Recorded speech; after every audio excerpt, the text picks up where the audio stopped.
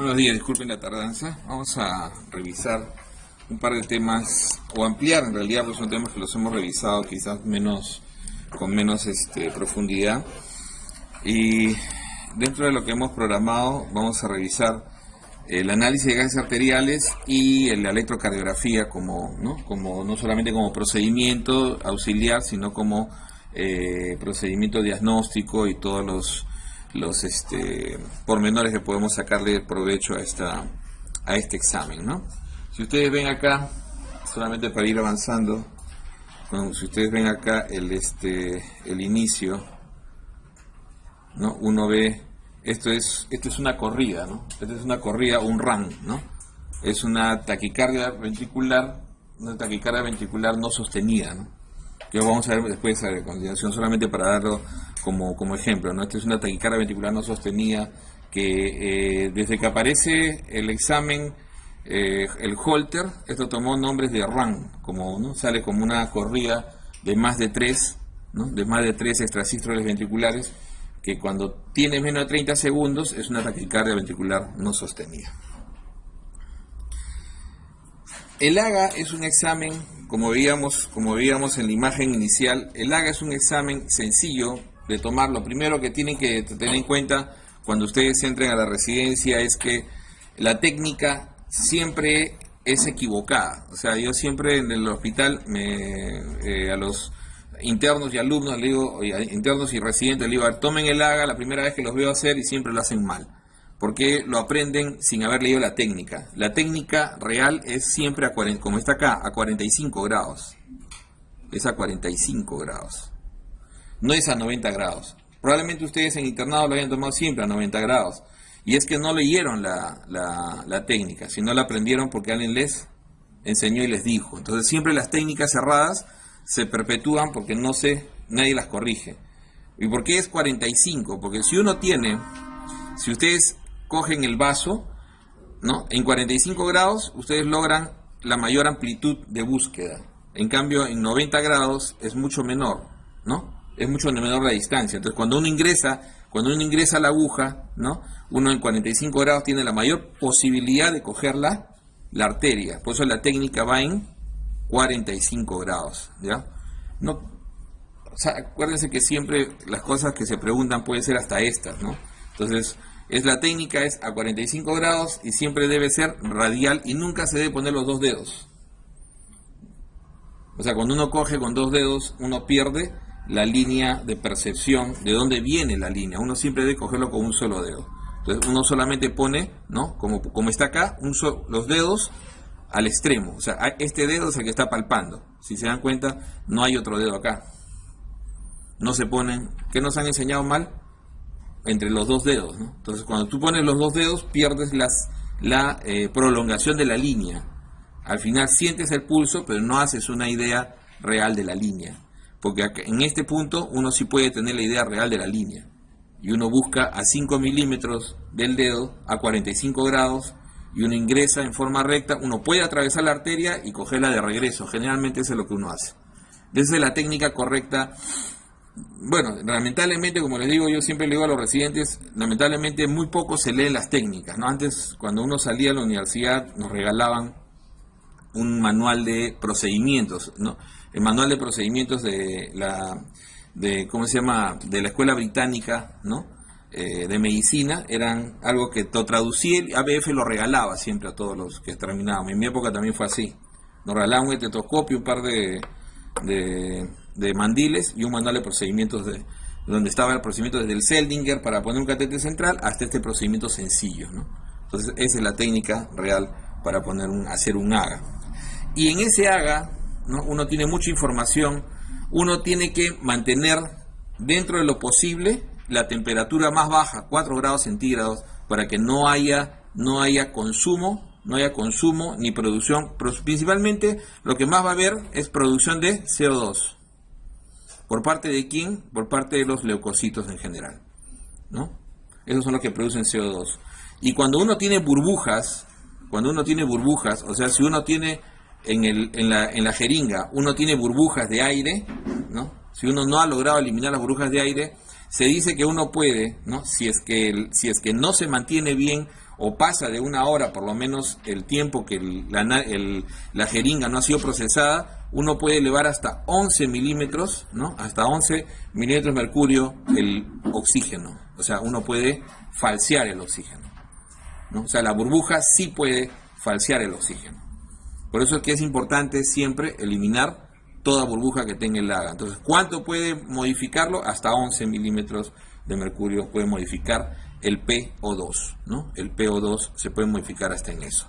Y cuando, como le decía, cuando no se guarda bien el AGA o no está en una buena preservación de 4 grados, no está en una zona helada, el AGA lo que va a hacer es disminuir el pH e incrementar el PCO2. Eso es lo que va a suceder en un AGA que tiene mucho tiempo al medio ambiente y que no está bien preservado, ¿ok? Entonces, fundamentalmente eso.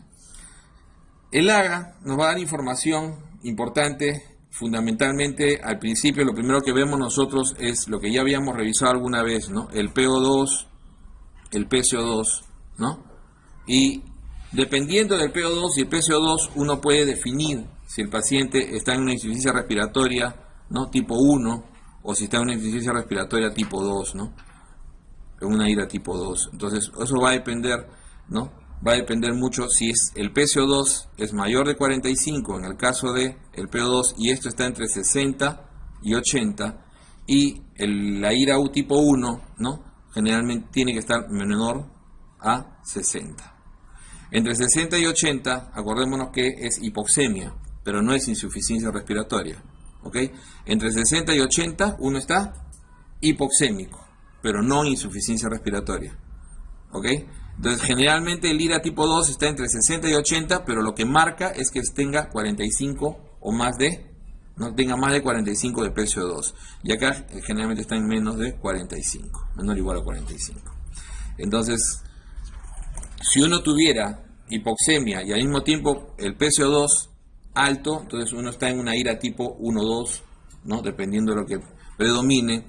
Y como les decía, hipoxemia es solamente cuando el paciente puede estar hipoxémico en forma natural en altura, por ejemplo. Cuando una persona va a la altura por encima de los 2.800 metros, generalmente está hipoxémico, no llega a 80, está entre 60 y 80. Cuando ustedes se vayan a Cusco de vacaciones la próxima semana, van a estar entre 60 y 80. Van a estar con una hipoxia, pero una hipoxia de tipo hipovárica. Entonces, eso explica la hipoxia, la respuesta natural. Entonces, se llama hipoxia hipovárica. ¿Cómo se llama la hipoxia en la altura? Hipoxia hipovárica. Y es básicamente por disminución de la presión barométrica. Entonces, la hipoxia hipovárica va entre 60 y 80 y es normal. O sea, en altura, esto se llama hipoxia hipovaria, ¿no? Hipovárica. ¿Ok? Hipoxia hipovárica. Y lo que hacen nuestros mineros es un cuadro especial, ¿eh? Nuestros mineros suben y bajan, ¿sí o no? Viven generalmente en la costa, suben y bajan, suben 7 días, bajan 7 días. Eso se llama en medicina de altura hipoxia hipovárica intermitente.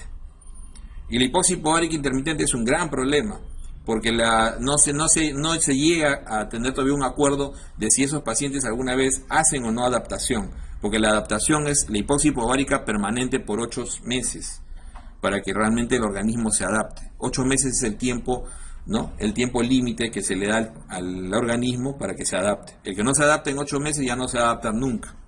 Pues existen los que no se van a adaptar nunca también. Y la hipoxia hipovárica intermitente, según los mayores expertos, hay que esperar 2 años, ¿no? Pero no hay un consenso real de que realmente se vayan a adaptar 100%, porque el paciente hace hipoxia hipovárica 7 días, baja nuevamente, se desadapta 7 días. Entonces, por el sistema de trabajo que tiene, ese es un gran problema. Entonces, como les decía, esta es la información.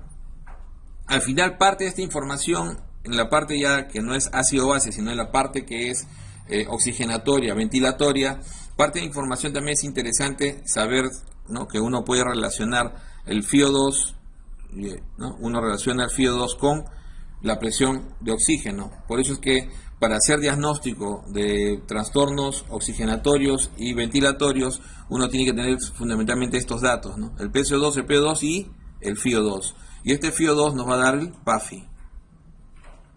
Y ese PAFI, ¿no? Entre 200 y 300 se considera injuria pulmonar. Pero en la clasificación de Berlín actual lo consideran como la etapa 1 del síndrome de distrés respiratorio del adulto. O sea, ahí hay una controversia, no es controversia, sino que acuérdense que en medicina nada es estático.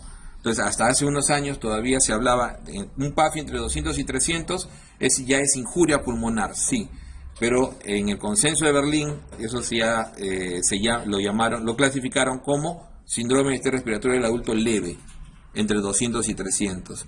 Mientras que moderado, dicen en Berlín, es entre 100 y 200. Ese sería moderado, y severo, menor de 100. ¿No? Menor de 100. Se considera que menos de 50 es imposible. Entonces, pero se pone menor de 100. Entonces, esto ya es distrés respiratorio del adulto en todos sitios, pero como le digo, el consenso, acuérdense que los consensos no siempre se toman en todo. O sea, no todos asumen los consensos. Entonces, el consenso de Berlín habla ya de que el distrés respiratorio del adulto empieza entre 200 y 300 como injuria pulmonar, pero ya se considera leve, un síndrome de distrés respiratorio del adulto leve. Y tiene su lógica. Esto es muy parecido al cambio que se hizo en la síndrome de respuesta inflamatoria sistémica. Acuérdense, cuando se hizo el año 91, después de 5 años de evaluación de este cambio de consenso, se vio que se salvó muchas vidas porque se usa diagnóstico precoz de sepsis. Igual es acá, lo que se pretende es coger la injuria, coger el distrés respiratorio del adulto muy temprano, porque hoy en día ya se admite el uso de corticoides en este tipo de pacientes. O sea, antiguamente no, hoy en día tiene una fuerza de evidencia débil todavía y moderada en la neumonía de la comunidad severa. O sea, en el último año ya se admite que en la neumonía de la comunidad severa, con con injuria pulmonar, se benefician con el uso de corticoides. Pero el uso de corticoides va fundamentalmente a evitar, acuérdense que el distrés respiratorio del adulto es un proceso inflamatorio fundamentalmente. Entonces hay un correlato ahí y 2 o 3 estudios grandes han demostrado que hay mejoría en el paciente o se evita, o sea, menos pacientes pasan a distrés respiratorio del adulto moderado a severo cuando se usa corticoides tempranamente en esos pacientes. Esos son cambios que cada cierto tiempo vienen, ¿no? Nosotros sabíamos que hasta hace poco, yo mismo decía a mis residentes, no hay justificación de usar corticoides, pero eso uno tiene que cambiar. Uno va cambiando. Cuando uno ve los consensos recientes dice, no, eso ya cambió. Y cambia en el paciente con injuria pulmonar, justamente. Paciente con neumonía de la comunidad en injuria pulmonar, ya se usan corticoides hoy en día. Con la idea de que no llegue al distrés respiratorio del adulto. O sea, menos pacientes pasarán a distrés respiratorio del adulto, y eso es interesante. Entonces, por eso que estos consensos, uno le van cambiando un poco la manera de manejar al paciente. Todo esto nos sirve para poder calificar al paciente. Acuérdense que la primera causa de insuficiencia respiratoria tipo 1 es neumonía, ¿no? Es neumonía. Después sigue edema agudo pulmonar, cardiogénico, no cardiogénico. Y la primera causa de insuficiencia tipo 2, fundamentalmente es EPOC asma EPOC, como le quieran decir, que hoy en día el síndrome asma EPOC, y de ahí siguen los pacientes con neurodegenerativos, ¿no? Los neurodegenerativos, ¿no? Desde los agudos, como un Guillain-Barré, pasando por los crónicos, ELA, ¿no? Esclerosis en placas, etcétera, que hacen problemas ventilatorios crónicos y que terminan reteniendo CO2. En lo que respecta al equilibrio del ácido-base, ya esto es un poco más complejo, ¿no? Entonces, esto nos ayuda a evaluar cómo se mantiene el equilibrio ácido-base. Lo que producimos, eso eliminamos, ¿no? Generalmente, ¿por dónde lo eliminamos? Por ventilación y riñón, fundamentalmente. Entonces, hay que tener ese equilibrio entre la producción de hidrogeniones, que más o menos es 40 nanomoles en el espacio extracelular y 100 en el espacio intracelular, ¿no? Y entonces es fundamental, hay todo un sistema que tiene que ver con los buffers, ¿no? Tiene que ver con el manejo de los ácidos volátiles, ¿no? De los ácidos fijos, ¿no? Fundamentalmente, que es lo que uno tiene que manejar en este concepto, ¿no? Entonces, ¿cuánto ingresa en el día? Aproximadamente ingresa 1 miliequivalente por kilo de hidrogeniones, ¿no? 1 miliequivalente por kilo al día. ¿Y cuánto se elimina por el riñón? Siempre se elimina el equivalente, 1 miliequivalente. O sea, eso mantiene el equilibrio. Entonces, cuando el riñón se daña, es cuando empieza el problema. Crónicamente el paciente, por eso es que en el estadio 4 y el estadio 5 de la enfermedad renal crónica, el paciente suele tener ya una acidosis crónica, ¿no? De tipo anion gap alto. Entonces, generalmente si el riñón funciona bien, no hay problema y se va a eliminar exactamente igual, un miliequivalente kilo día. Un miliequivalente kilo día de hidrogeniones, ¿no? Y el metabolismo produce, como ven ustedes, entre 13.000 y 15.000 nanomoles de CO2. ¿Y cuánto elimina el pulmón? Entre 13.000 y 15.000. ¿Qué va a pasar si la ventilación se ve comprometida? Acá no es problema de oxigenación, ¿no? Quien va a tener problema acá es ventilación, porque es regulado por el sistema nervioso central. Por eso que si es obstructivo, EPOC asma. O sea, las únicas condiciones clásicas para tener problema en ventilación es EPOC asma. Pero como esto es regulado por el sistema nervioso central, la ventilación se ve afectada justamente en las enfermedades crónicas del sistema nervioso central. Enfermedades desmielinizantes, incluso trauma severo, ¿no? El paciente con trauma cerebral severo puede hacer hipoventilación, ¿no? Patrones de hipoventilación o lo que se llama ventilación apnéustica, chain stokes, o sea, hacen patrones de ventilación que pueden retener CO2, porque esto es regulado por el sistema nervioso central.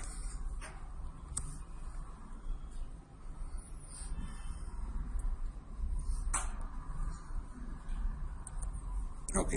Simplemente para decir, cuando nosotros tenemos un exceso de hidrogeniones, entonces esto, como le decíamos, se maneja fundamentalmente hacia el riñón, ¿no? Pero cuando hay un exceso, o sea, normalmente se maneja hacia el riñón, pero cuando hay un exceso, vamos a comenzar también a manejarlo rápidamente por incremento de la ventilación. Por eso es que el paciente en acidosis hace una respiración de Kussmaul, ¿no es cierto? Una respiración rápida, una ventilación rápida para tratar de eliminar, ¿no? A través de la mayor producción de ácido carbónico y eliminación de CO2. Entonces es el mecanismo de adaptación, por eso es que la respuesta inmediata va a ser alcalosis respiratoria, ¿no? Asociada, la respuesta inmediata de adaptación a este incremento de hidrogeniones va a ser siempre alcalosis respiratoria. Entonces es el riñón, y aproximadamente la posibilidad de eliminar mayor o de que se adapte el riñón a este incremento de hidrogeniones va a tomar generalmente 48 horas. El riñón es más seguro a la larga, pero demora más. O sea, elimina lo de siempre, pero para que pueda adaptarse a eliminar más, va a demorar 48 horas generalmente. Mientras que la remoción, ¿no? Cuando hay, ¿no? Tenemos un exceso de remoción, que es al revés, cuando la respuesta a alcalosis metabólica, ¿no? La respuesta a la alcalosis metabólica, ¿no? Generalmente cuando necesitamos eliminar CO2, vamos a remover, esto va al revés, ¿no? Entonces hay una disminución de la ventilación, hay una disminución de la profundidad de la ventilación, y esto generalmente se va a hacer más por eliminando la reserva de bicarbonato. Estos son los valores clásicos con los que vamos a trabajar, ¿no? Para ir haciendo algunos cálculos, ¿no? El pH 7.36 a 7.44, el PCO2 entre 36 y 44, el bicarbonato entre 22 y 26, el anion gap entre 8 y 12 y el exceso de base entre -2 y +2, ¿no? Entonces los trastornos de ácido base fundamentalmente son la acidemia, ¿no? Que tiene que ver con un pH asociado a una disminución del bicarbonato, ¿no? O asociado a un incremento del PCO2. O sea, la acidemia, sea metabólica o sea respiratoria, va a estar asociado a estos dos parámetros. O a una disminución del bicarbonato o un incremento del CO2, ¿no? Y la alcalemia, fundamentalmente a un incremento del bicarbonato en la fase metabólica o a una disminución del CO2 en la fase respiratoria. Entonces los trastornos primarios van a ser fundamentalmente metabólicos y respiratorios. El metabólico asociado a bicarbonato, o sea, el metabólico es asociado a bicarbonato, ¿no? Y el respiratorio asociado al PCO2. ¿Ok? El respiratorio asociado a PCO2. Entonces, como decíamos, trastornos primarios del pH, la eudemia, esto se llama eudémico, la eudemia es 7.36 a 7.44, ¿no? Una disminución de 7.36, si es dependiente de una disminución de bicarbonato, será acidosis metabólica. Si este paciente está en ácido, el pH está en acidosis y es por incremento del CO2, entonces será acidosis respiratoria, ¿ok? Igual la alcalemia 744 para arriba, ¿no? A partir de 745, a ver ese paciente, si es a expensas de incremento del bicarbonato, será una alcalosis metabólica, y si es por disminución de CO2, será alcalosis respiratoria. Entonces estos son los cambios primarios, ¿no? Este es el cambio primario en acidosis metabólica, caída del bicarbonato, mientras que su cambio secundario adaptativo es la disminución del CO2. Es la disminución del CO2. En la alcalosis metabólica, igual, se incrementa el bicarbonato y paralelamente se va a incrementar el CO2 como adaptación.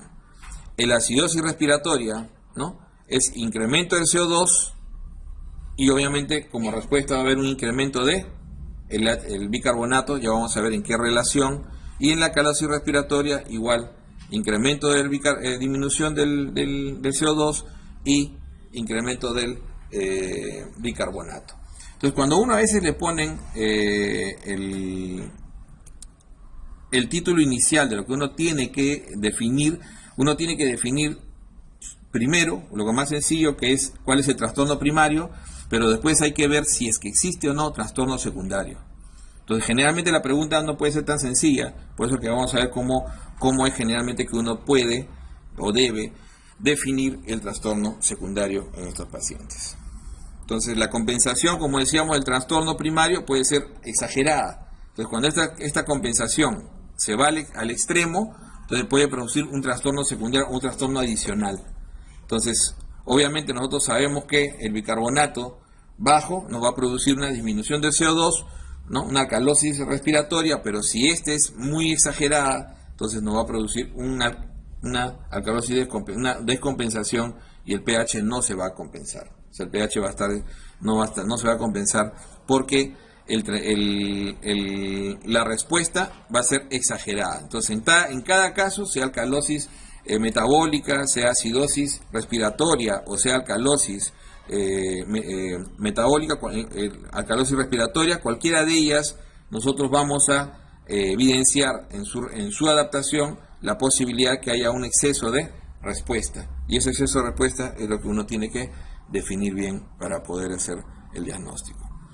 Entonces, ¿cuánto es en el caso de la acidosis metabólica, donde sabemos que cae el bicarbonato, por cada mi equivalente que cae de bicarbonato, cae 1.2 el CO2. Esa tiene que ser la relación, ¿no? Entonces, si yo tengo ¿cuánto es el valor que voy a tomar? El valor promedio, que es 24. Entonces, porque si yo tengo, por ejemplo, 14 de bicarbonato, voy a tener 10, ¿no? Voy a tener una caída de 10 en el bicarbonato. Esos 10 significa debe caer en 12, aproximadamente más o menos 2, el PCO2, para que haya correlación. Entonces, 1.2 es el término en acidosis metabólica. Acuérdense más que todo de acidosis metabólica, que es lo que más se pregunta, porque acidosis metabólica se relaciona con la mayor parte de los procesos más comunes que vemos, ¿no? Sepsis, incluso shock hipovolémico, el shock séptico, el paciente con intoxicaciones por medicamentos, ¿no? Los pacientes suicidas, los que tomen a veces, esos pacientes van a hacer acidosis metabólica, ¿no? Acuérdense que el paciente renal hace acidosis metabólica, ¿no? Entonces, por eso que la acidosis metabólica es de los que mejor tenemos que precisar mejor. O sea, esta relación 1.2 hay que tenerla siempre en cuenta. Y adicionalmente a eso, acuérdense que además de estos, cetoacidosis diabética también está metido en este mismo grupo. Entonces, el diagnóstico diferencial de acidosis metabólica es amplio, como vamos a ver. Por eso que es importante en la acidosis metabólica. La alcalosis metabólica, ¿no? La alcalosis metabólica, que generalmente está más relacionado a pacientes con fístulas, a pacientes que hacen algunos trastornos digestivos, fundamentalmente, está relacionado por cada mi equivalente que se eleva por encima de este promedio, que es 24, acordemos, el rango es 22 a 26, pero se trabaja con el promedio, uno va a incrementar en 0.7 del PCO2, ¿no? El PCO2. Entonces, en 0.7 uno incrementa el PCO2. En el caso de la acidosis respiratoria, ¿no? Pacientes con EPOC, ¿no? pacientes con EPOC, pacientes con asma crónico, ¿no? Que hacen el síndrome hoy en día conocido como asma EPOC. Entonces, estos pacientes en acidosis respiratoria que retienen CO2 por cada 10, ¿no? Por cada 10, ¿no? milímetros que retiene el CO2, o sea, estamos hablando por encima de 44, por cada 10, ¿no? En la aguda van a elevar 1 miliequivalente del bicarbonato y en la crónica 3.5 la relación, ¿no? 1 y 3.5 en el caso de la acidosis respiratoria. Y en caso de la alcalosis respiratoria, que lo que más vemos es alcalosis aguda o la alcalosis compensatoria, pero existen los hiperventiladores, ¿no? Existe la gente que hiperventila, no solamente por problemas psiquiátricos, sino hay gente que hiperventila también por otros procesos, especialmente medicamentosos. Entonces, el paciente que hace hiperventilación, ¿no? Por cada 10 que disminuya, ¿no? del CO2, en agudo debe disminuir para compensar 2 miliequivalentes, ¿no? por cada 10. O sea, por cada 10, 2. Ahí es una regla de 3 sencilla. Y en el crónico, 5. Debe caer el bicarbonato para compensar en la alcalosis respiratoria.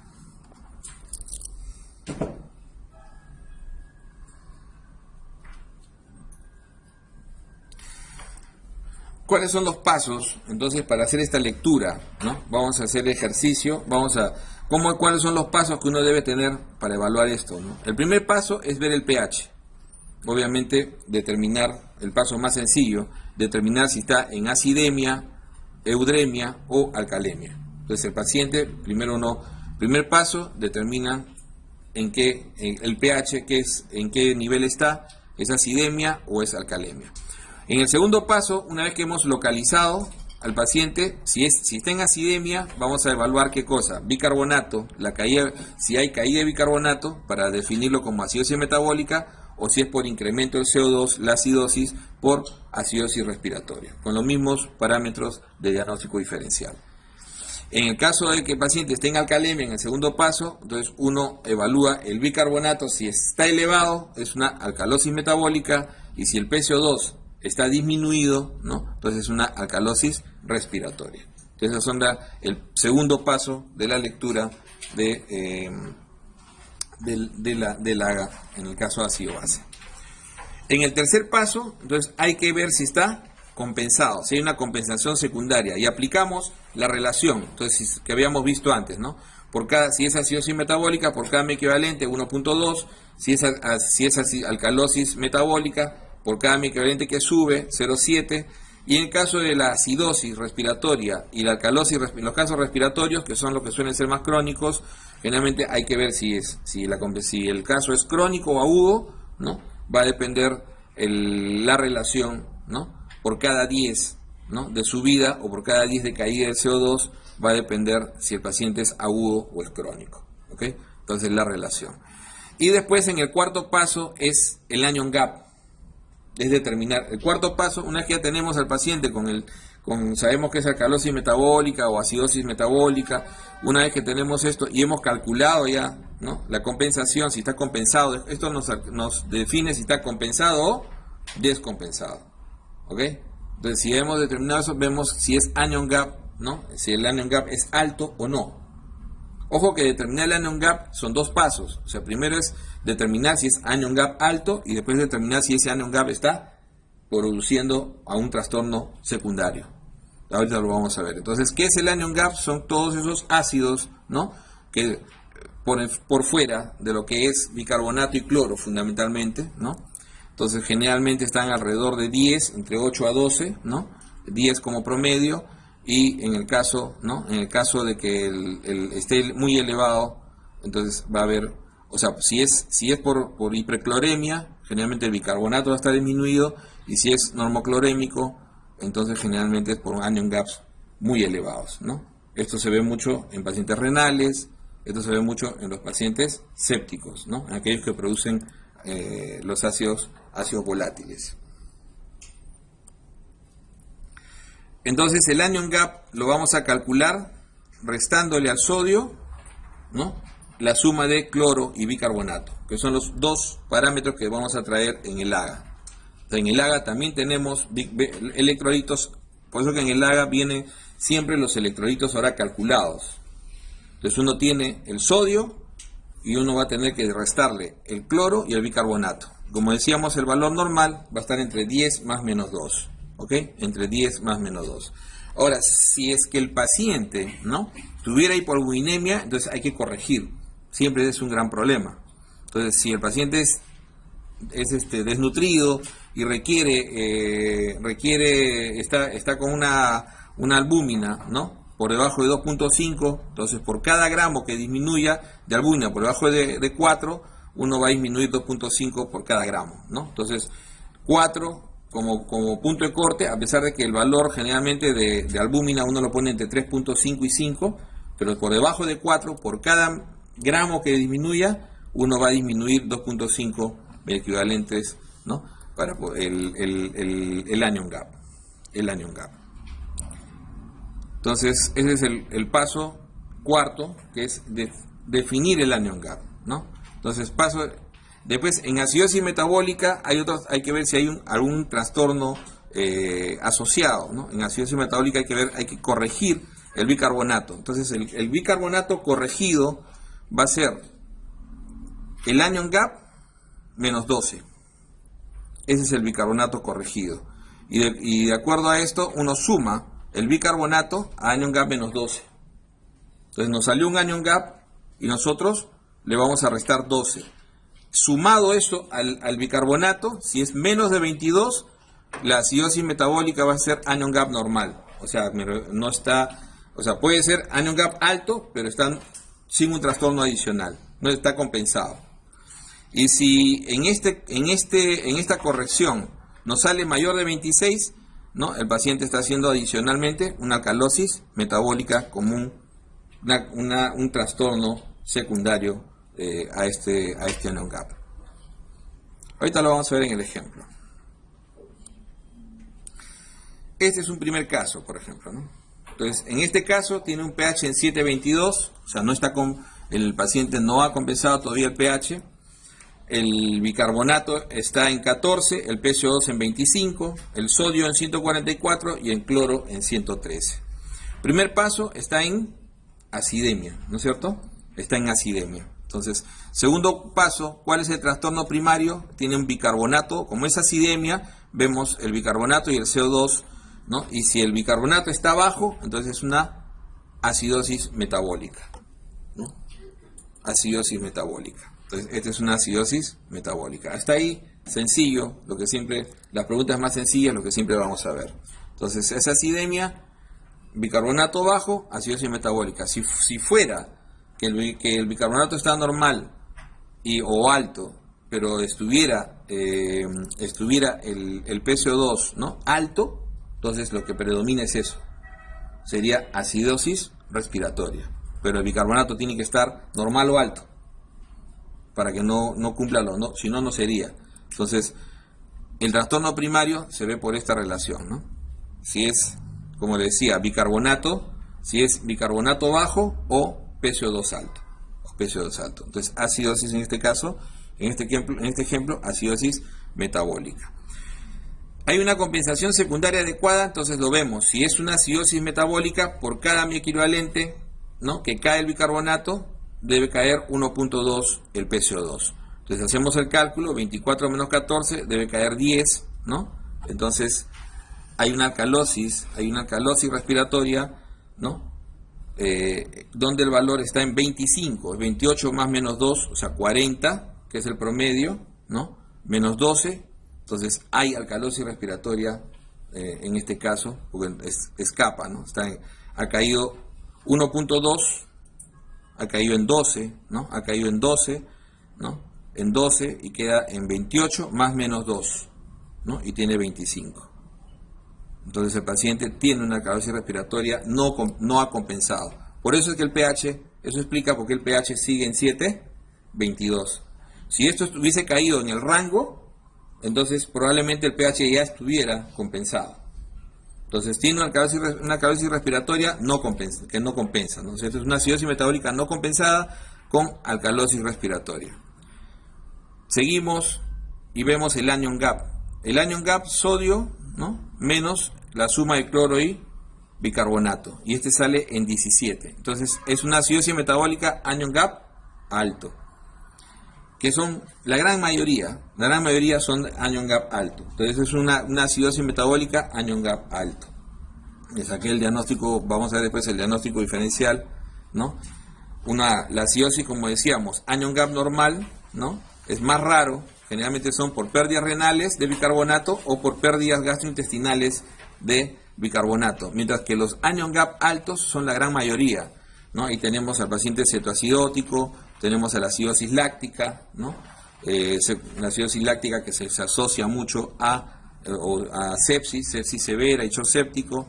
Tenemos el exceso de ácidos orgánicos, ¿no? En las intoxicaciones y las drogas. Entonces los mecanismos de acidosis, tenemos producción incrementada, la acidosis láctica clásica, ¿no? Del paciente, donde hoy en día uno en el AGA tiene lactato también, y uno puede correlacionar, ¿no? Generalmente más de 1.2 el lactato es alto, y eso se correlaciona con el paciente. En el caso del paciente tiene acidosis láctica, y eso se correlaciona muy bien con el paciente séptico, ¿no?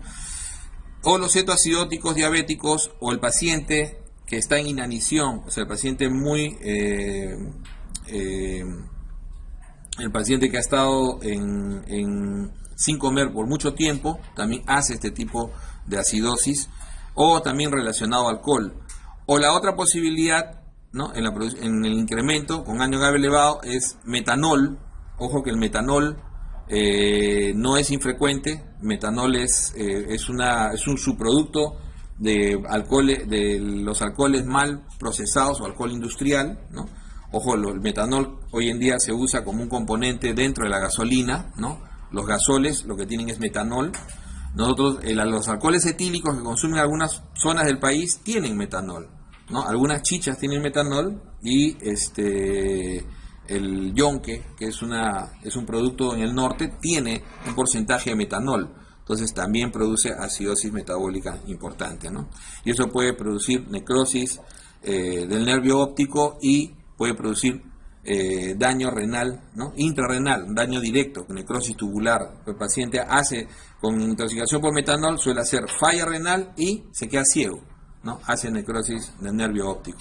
Entonces el tratamiento es diálisis inmediata, ¿no? El tratamiento probable en esos pacientes con intoxicación con metanol es darle alcohol etílico, si es que no pueden dializarlo, para desplazar el metanol, ¿no? Entonces lo emborrachan al paciente para tratar de salvar, en la medida de lo posible, por lo menos la visión, porque el riñón no lo puede dializar, pero el daño a la visión va a ser irreversible.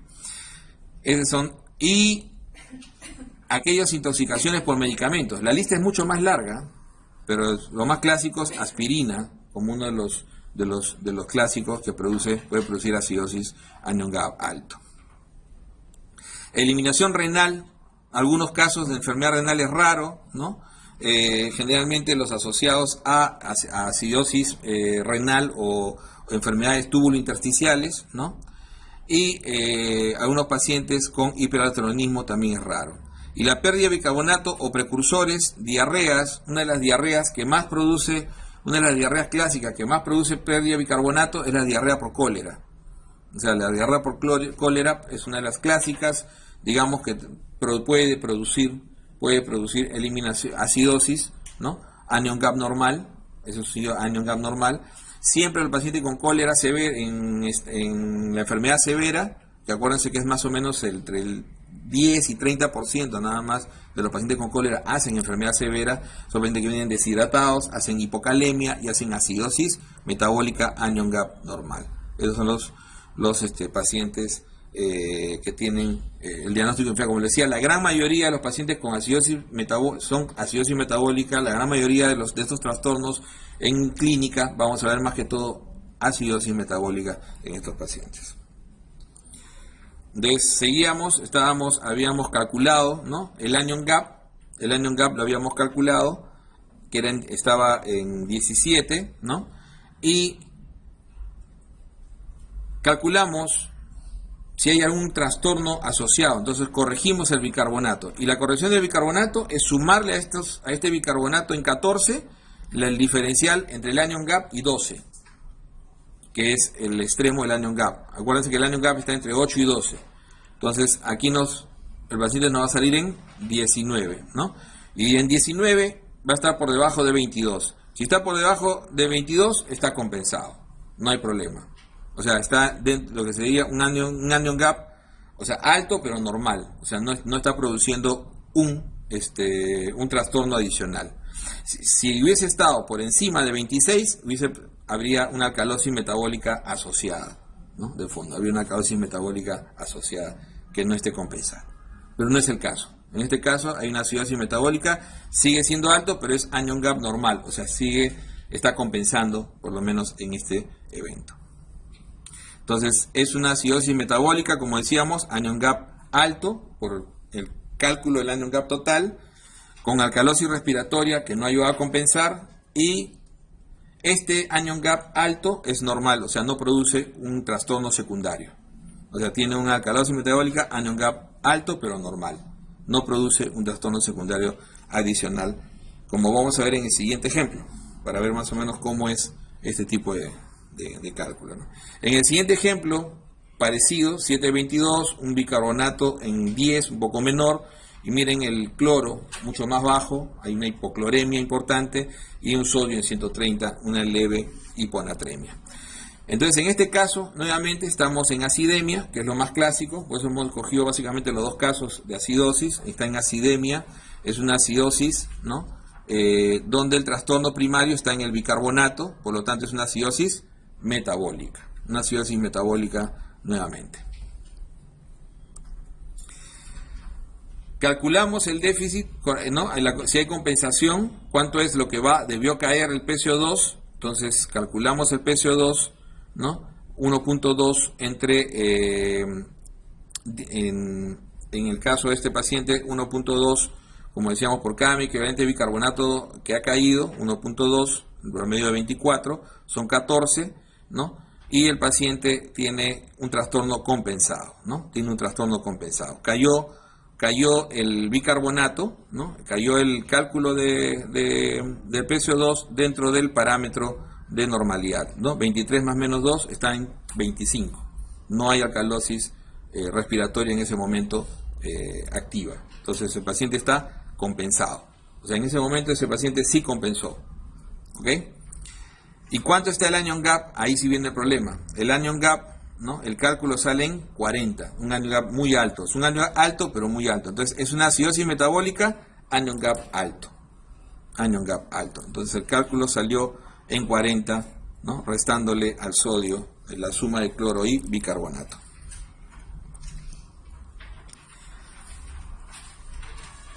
Hacemos el cálculo del bicarbonato corregido. Entonces, bicarbonato corregido, a este bicarbonato en 10 le vamos a sumar los 40 menos 12, o sea, 30. Va a terminar en 38 el anion gap. Y el anion gap en 38, menor, o sea, es mayor de 26, o sea, mayor del rango, ¿no? Está haciendo una alcalosis metabólica, o sea, es probable hacerlo, ¿no? Está haciendo acidosis metabólica con alcalosis metabólica.